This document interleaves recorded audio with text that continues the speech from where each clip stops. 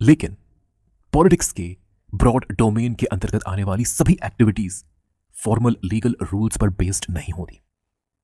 कई एक्टिविटीज, कई pattern of behaviour formal legal rules के परव्यू के बाहर लाई करती हैं, फॉर्मल लीगल रूल्स के डोमेन के बाहर लाई करती हैं। कई ऐसे rules, social norms, social practices होते हैं जो लॉ की तरह काम करते हैं। They work like a law, they carry the force of law, but they are not written anywhere, they are not codified, they are unwritten, they are unwritten rules. लेकिन इन अनरिटन रूल्स के द्वारा भी, इन सोशल नॉर्म्स, इन social practices के द्वारा भी एक देश की पॉलिटिक्स को, एक देश के पॉलिटिकल सिस्टम को इन्फ्लुएंस किया जाता है। अगर आप फॉर्मल लीगल इंस्टीट्यूशनल अप्रोच को अपनाते हैं तब आप इन अनरिटन सोशल नॉर्म्स, इन अनरिटन रूल्स, इन सोशल प्रैक्टिसेस को, उस देश के पॉलिटिक्स को समझने के लिए स्टडी नहीं करेंगे, क्योंकि your approach is legal, you are following a legal approach. आप उन्हीं रूल्स को स्टडी करेंगे जो रिटन हो, जो कोडिफाइड हो।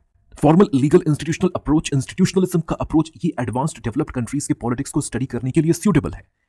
इन कंट्रीज की पॉलिटिक्स, इन एडवांस्ड डेवलप्ड कंट्रीज की पॉलिटिक्स फॉर्मल रिटन रूल्स पर बेस्ड होती है और यहां इन कंट्रीज में इन रूल्स को, इन रिटन रूल्स को रेस्पेक्ट भी किया जाता है। लेकिन जैसे ही आप डेवलपिंग कंट्रीज और लीस्ट डेवलप्ड कंट्रीज की तरफ मूव करेंगे, इन कंट्रीज की पॉलिटिक्स पूरी तरह से रिटन रूल्स पर बेस्ड नहीं होती। यहां इन कंट्रीज में कॉन्स्टिट्यूशंस होते हैं, रिटन कॉन्स्टिट्यूशंस होते हैं, रिटन रूल्स भी होते हैं, बट हर कोई कॉन्स्टिट्यूशन को और रिटन रूल्स को रेस्पेक्ट नहीं करता। रूल्स को बाईपास कैसे किया जाए, कॉन्स्टिट्यूशन को बाईपास कैसे किया जाए, रूल्स को बाईपास करते हुए, ओवरराइड करते हुए कैसे अपने गोल्स को अचीव किया जाए, इसके लिए पॉलिटिशियंस और पॉलिटिकल लीडर्स के द्वारा इन कंट्रीज में अलग अलग स्ट्रैटेजीज बना ली जाती हैं।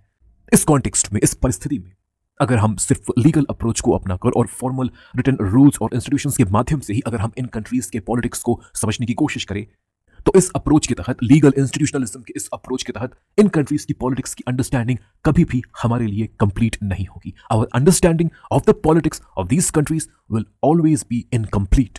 तो पॉलिटिक्स के अपने अंडरस्टैंडिंग को कंप्लीट करने के लिए हमें लीगल अप्रोच से ऊपर उठकर सोशोलॉजिकल अप्रोच को अपनाना होगा। मतलब हमें फॉर्मल लीगल इंस्टीट्यूशंस के साथ साथ informal institutions, informal social institutions, informal social practices, unwritten social norms, social rules को भी स्टडी करना होगा। इन्हें भी हमें इक्वल इंपॉर्टेंस, इक्वल वेटेज देना होगा।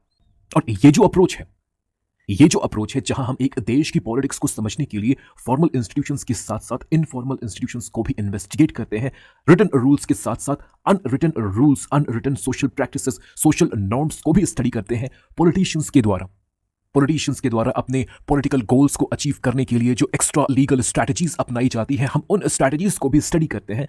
This approach is what is called neo institutionalism.